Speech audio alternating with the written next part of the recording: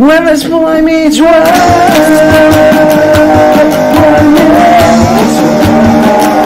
whatever comes stand by me. When this boy meets world. Okay. I don't know how that happened. Totally screwed that one up. Ordinarily, I would have the ordinarily I would just have the music playing, and then I would probably be showing up, right after the ending of that. But that's not how we did it, so screw it. It's too late. Want to make sure that you guys. I'm not sure if you guys are gonna be able to hear me. If there's any audio problems, let me know. I'll be checking it. Again, I've been having a lot of issues with the audio, and so when I hear that there's a problem with the audio or something similar to that, I always have to check because, it's a very fancy thing we got here. That there's a problem with the audio or something similar to that. It's a very fancy thing we got here. There's a problem with the audio or something similar to that. It's a very fancy thing we got. That was weird. Okay. So I just want to check on that. Okay. So as usual, let's start with our honorary bowl to say good morning to you guys.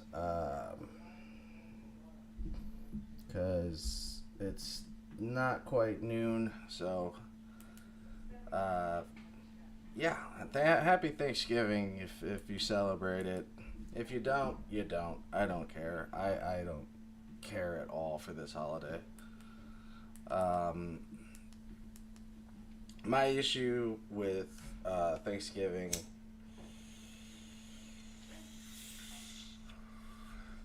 Cheers. My issue with Thanksgiving started a very long time ago. It was always the most stressful holiday.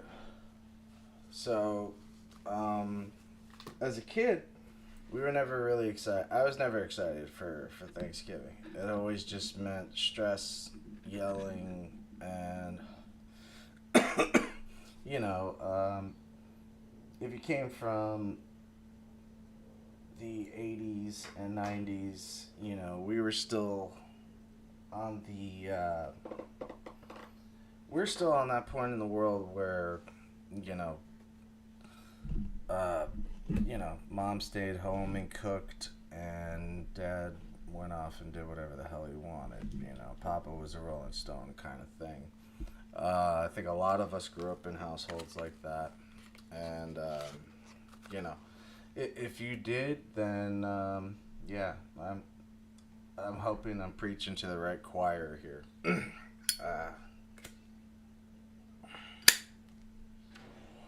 Now, one of our main people, one of our useless agents in the agency, Christine, she had posted up a video after I'd done the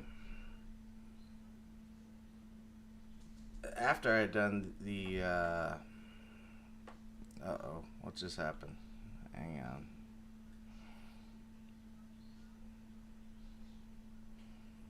You've got to be kidding me. Something's wrong with their computer. Sorry about this. Are you fucking joking me? What's going on here?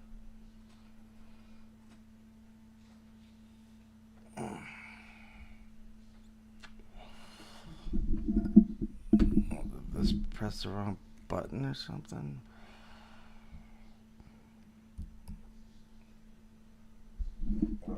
Something happened here.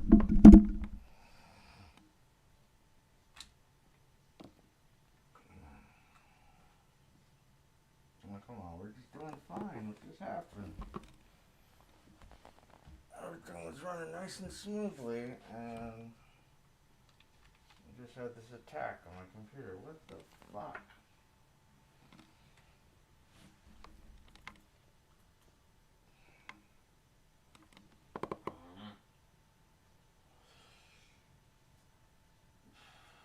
Son of a bitch. This is why I need to get rid of Streamlabs, man. This fucking thing is always acting up. Let's check. Alright.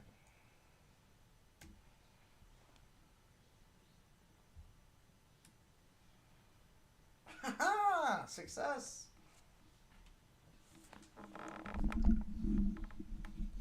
I've learned to fix my own computer. Oh my god. Alright, back to the headphones. Alright. Sorry about that, guys. Technical difficulties. Not even sure what just happened right there. Whole screen went out. Lost all visual. So, yeah. I held down my Windows button and hurrah. Or huzzah. I don't know. Is it hurrah or huzzah? Alright, let's get back to the point. Now, my point was that growing up, we did not look forward to this holiday. At least not on my part. I'm pretty sure my sisters probably felt the same way. We never cared for how this holiday season would just be so stressful. And I mean, like, it's stressful to the point where it's so unnecessary. The unnecessary stress that the holidays can bring is just, to me, ridiculous. Don't forget, please support our channel. We do the best that we can here. We're trying to find somebody that knows their way around the Streamlabs site. So if you happen to know anyone, people that are good with their computers and you're signed up with us, then yeah, do us a favor, help us out.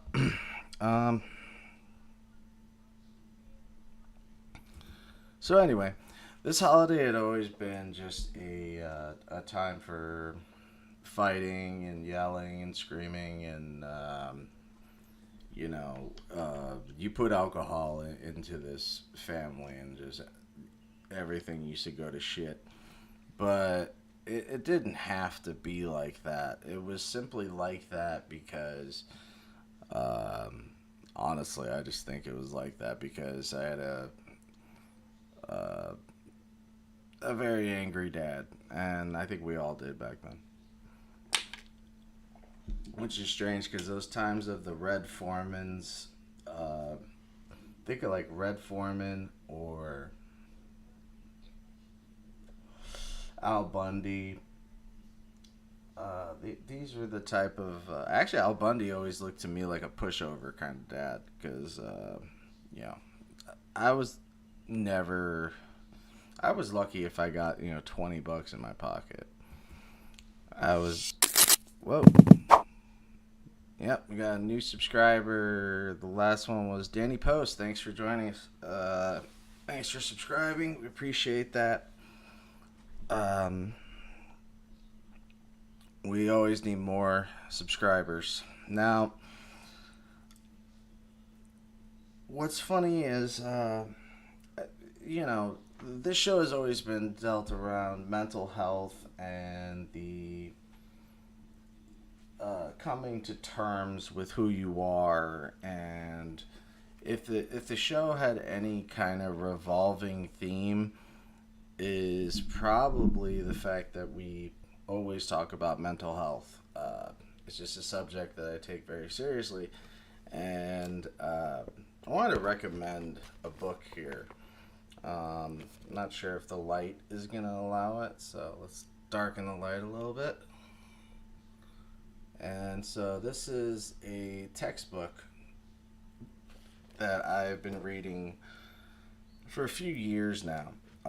It's the Dialectical Behavioral Therapy Skills Workbook. This one is the doesn't say what edition or anything like that, So I always just called it the Green Book. So if you happen to see this thing anywhere, pick it up. Um, it's not only great if you are working in the mental health community, but it is also a great book just to have and to look through, do the actual exercises. It reminds me a lot of being a child, and I remember in school there was always there was always this section on the worksheets or in the textbooks, and those were they always were in this like highlighted blue turquoise color text, and it would have these exercises that I honestly thought were really interesting. And um, even if I didn't do this is the kind of weirdo I am. I didn't do the homework, but I would do the exercises. And so this shows you how school really tries to take away your identity, because we always had to do the first half of the page and we were always told to ignore the bottom half. We're not going to do that. And it was always the bottom half that was the creative aspect to whatever the subject was. Let's say you're working on poetry and you're learning about stanzas and you're learning how to label them um, by the word that rhymes with it. You do A, B. The average poem would probably be A, B, B, B, A, or something like that. And you know the exercises. Let's say that was the lesson, right? So after that lesson, you know, I wouldn't do that work, but the exercises would tell you to make a poem specifically in an ABBA format, or make a poem that goes from A to D. And those were the ones that I paid attention to the most, because they were um, the only way that I can get any kind of self expression out in school. And it always disappointed me that they never did it. They never cared to give us those chances. And I can understand it from a overworked teacher kind of point of view, and yet I still feel they're responsible for not only educating children, but you're also supposed to be um, stimulating the mind, but you should also be stimulating their creativity, and don't stifle it. And that's what seems to happen a lot with the educational system. And I hear a lot of people with the common argument saying that the government forces children into being schooled. And back in the day, homeschooling was not abnormal. Homeschooling was very common because uh, either the schools were full, or it was a racial problem, segregational problem, economic problem. So homeschooling was simple, and it was pretty common. Um, then in the more intellectual eras, thinking post 70s stuff, things became a lot more. I don't want to say it really more streamlined to one specific thing, and that was the academics, not the creativity. And I had one teacher that would specifically give me different assignments than she would give to the rest of the class. she would give me the same assignment, but she would ask me to finish out the page. And again, I was going to do that anyway. But when I asked the teacher, why why do I have to do it? And she's like, well, it's not that you have to. I am actually asking you to, because I just think that your opinions are interesting. I tended to go against the grain with the majority of what I was being taught. I was never one to accept a fact and then walk away. I always had to question it. And throughout my childhood, I probably had about 2 to 4 teachers that actually challenged me and respected that creative aspect, or that creative characteristic about me. And I think you should definitely nurture that in I'm gonna sound like an old person, but in the schoolhouse, you guys definitely should be focusing on their creative growth as a part of their academic growth, since I think that would not only help the teacher understand the student, but I think that would also help with the student understanding the student. You learn a lot about yourself by the way that you finish off a topic. So if this topic or this page asked for certain exercises, that I would do them for fun. And so why I brought up that book, the dialectical book, the DBT book is great for your, mindfulness and teaching you how to keep up with staying in touch with what's going on now, rather than dwelling on the past or fearing of the future. So it's a good way to keep you in the here and now.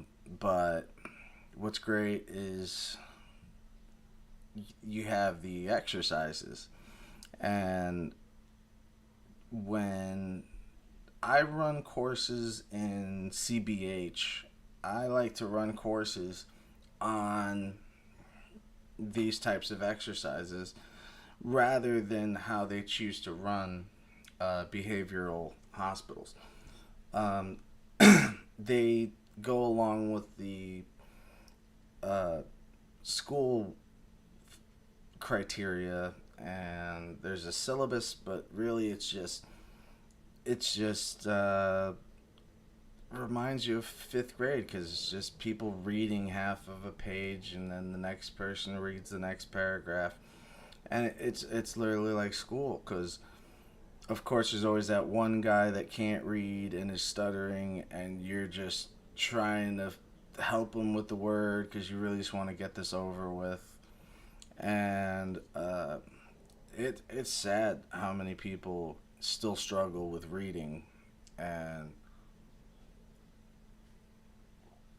once you've hit a certain age, reading should be expected of you, and you can definitely tell those that gave up. Like, after school, some people never read again, regardless of newspapers or anything. Since the newspaper is no longer so common, the average person doesn't read as much. So I have a feeling that this newer generation, and I'm not saying kids right now, I'm just saying that in the next probably 60 years, with the people that'll be old then, should be me. I should be long dead by then, I hope. Otherwise, I'm going to be like 99. My point is that, 50 years from now, when we're all in our deathbeds and nursing homes, that's when we revert to our true selves. I think we revert back to who we were as children. And I've noticed that with watching certain people age, that they tend to age backward towards the twilight years, they really regress and go back to almost childlike behavior. And I see this a lot. And it's sad, and you can almost feel that deterioration of a once curious and very meticulous mind now basically turning into mush because you just watch TV. And, you know, that's why they recommend that you do crossword puzzles to avoid dementia, Alzheimer's. Alzheimer's and dementia are two of the most fearful, I don't know, it's the most dreaded things of the future that hopefully we have a much better understanding of in the next 50 years. But regardless, I don't think that that's going to change the fact that, the brain is a muscle, and without exercising it, the muscles lose their strength. And like I said, with the newspaper no longer being a commonality between the American society, you had so many different things to choose from and different things to read, but you always had the paper. We weren't the type of family that had one. We never lived in a house. I've never lived in a house. So I don't know what it's like to wake up and go out and see your paper out in the door. I don't know what that's like. We only had that for like a year, and that was because my dad got a subscription for like his birthday or something like that. But, you know, we weren't the type of family that went out and checked for the paper. I always just had to go to the store and make sure I bought the Chicago Sun-Times late sports final. I always had to ask specifically for that. I mean, that even shows you the amount of reading that was going on at the time. That there was a regular newspaper, and then there was the late sports final, which I think came out later in the morning because they wanted you as up to date as possible. Because God forbid you not know what happened to the running back of the Pittsburgh Steelers or something. So, you know what? I gotta throw these up here. We got all these up here. Thank you. So you have a generation of people that are not going to be reading as much. I mean, there's only so much reading you really do on Facebook and online. And I'm not talking about those that have a subscription to Magellan. I'm talking about the people that are only subscribed to TikTok and garbage. I have a TikTok myself. I'm not calling out anyone, but I'm just saying that everything is okay in moderation. But I have another friend who his closest companion is so obsessed with the internet, she actually believes that one person controls her entire internet. She actually believes that one person is out to get her, and so if her phone is off, there's no way they can get to her. And right away, if you understand technology, even at the most minute level, that's not right. But this is the thought process of this person, and that she refuses to see anything else. And I worry that in 50 years, we're going to have a lot of that. And I've said this before, and I still think this today, that, cigarettes and the internet will be looked at the same way. But that hopefully that'll be in the next 10, 20 years. Maybe they'll even have it where you can't even go online until you're of a certain age. simply because it's just, I understand the technology moves forward, and there's always going to be more technology, but children need to know how to read a book. Children need to know how to write in cursive. Know what they're I write entirely in cursive. And actually some of my writing, since I've been writing for so long, some of my penmanship has, I mean, completely evolved. Let's see if I can get this on the screen. Let me lower down the camera a little bit. See that? That's my cursive.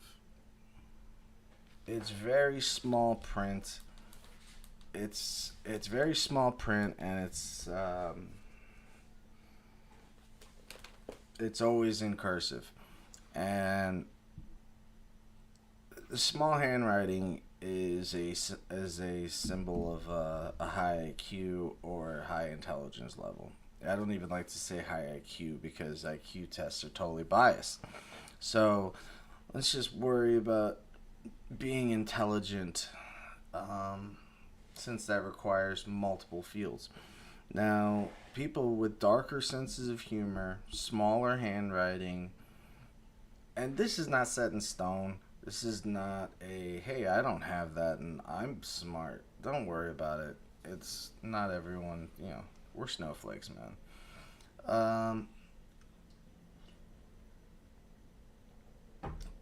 My point being, I feel like we're just focusing on so many of the wrong things, and having children doing everything on a computer sets themselves up for a life that revolves around computers. Life does not revolve around a computer. Life revolves around people, architecture, the basics of humanity. There's between economics and welfare, and when I say welfare, I don't mean food stamps. I mean the welfare of human beings. Um, you know, Having computer skills is great, and you should hone some sort of computer skills, but that is not the end all be all. That is not the litmus test of a higher intelligence at all. My father, um, he managed to get a job working for Sprint. Um, I don't think Sprint exists anymore, but whatever. Point is, my father never touched a cell phone in his life, and when uh, Motorola and uh, Sprint were big carriers, my father got a job with Motorola, and I could not believe that he was going to last long, because I thought he's going to have to get used to technology, learn to use a cell phone. And again, back then, cell phones were a lot bigger, but nevertheless, it was a foreign object. Hey, hear the yelling? So, my point is that with no knowledge of it, but simple common sense and a high intelligence level, and math skills and critical thinking skills, with those alone, he ended up a Sprint PCS engineer, and he has no college training. He was drafted. He didn't get to go to college, and he was at one point a vice president for a commodities broker in New York in the World Trade Center, and it's things like that show what real intelligence is, not just having some sort of skill in some esoterical subject. If you focus on one thing, so hard, and yeah, you know everything about it, but you don't know anything about anything else, then you have to rely on that esoteric knowledge. And it's not going to be privy to everyone. So great, it'll make you good at one specific job, and you better hope you get that. Because with times today, and it seems like it's only going to get worse, um, where a college degree is becoming more and more necessary, it's stupid. I have met the dumbest people in my life I have met in college. The dumbest people I have met outside of school, and in an argument, or simply they just say something stupid, and I will turn around and right away say, "You have had to have gone to college to say something that stupid." Um, because colleges can be biased. The textbooks can be biased. You have to remember what Napoleon said, history is won by the winners. So if you're not learning about every other angle, then you're losing valuable information, or at least opportunity to gain said information. And we're going to live in a world soon where you need a piece of paper to do anything. And that's incredibly short-sighted. And there's a book about how the baby boomer generation has ruined society. Well, we're not doing much better. you know I don't see how this society is doing so much better than the last. And the baby boomer generation, they had seen war, they had seen poverty, they had seen destruction. So I can understand that kind of, we need help now, not later. We need to focus on the now, not the future. I can understand that kind of attitude at that point in history. What I can't understand is why it was perpetuated.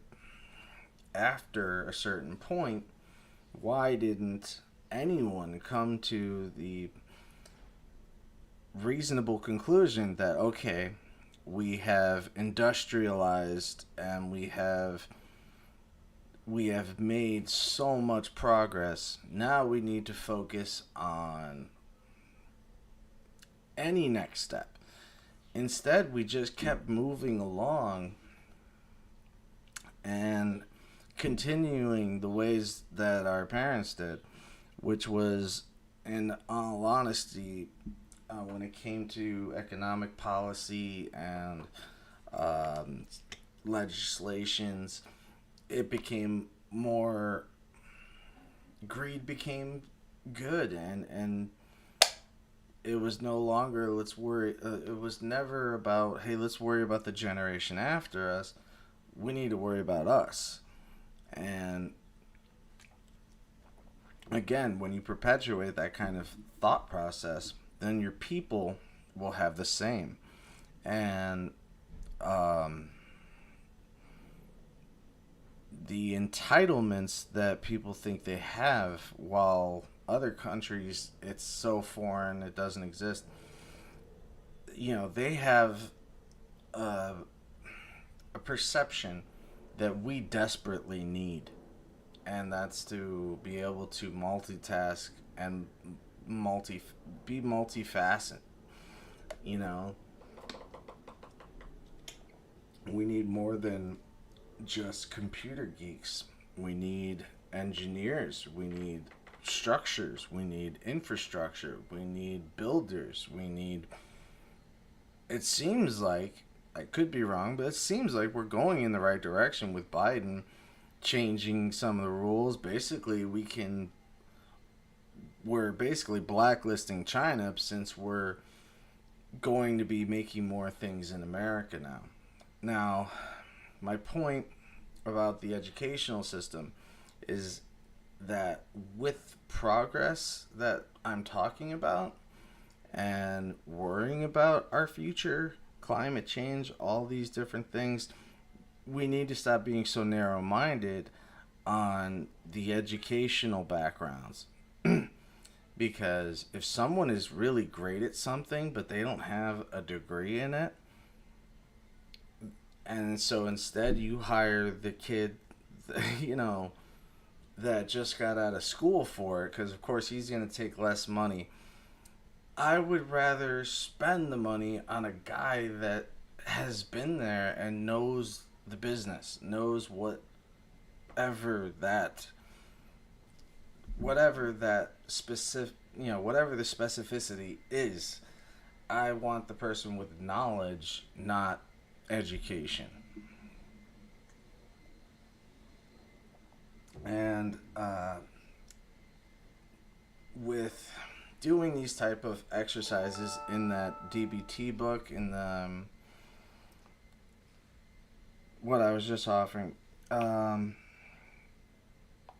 being able to do that is it's a great way of self-discovery, and it's a great way to know who you are, but at the same time it's also a perfect way to get some thoughts out that you really need to do. Everyone needs soul searching. There's nothing wrong with needing it. There's nothing wrong with needing anything. There's nothing wrong with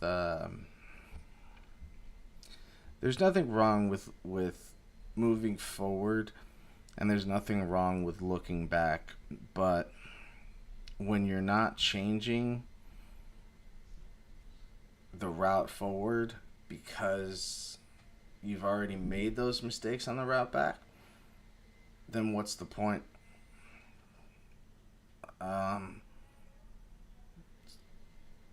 Yeah, that's really the best way I can say it. Nothing wrong with turning around, looking back. Nothing wrong with moving forward.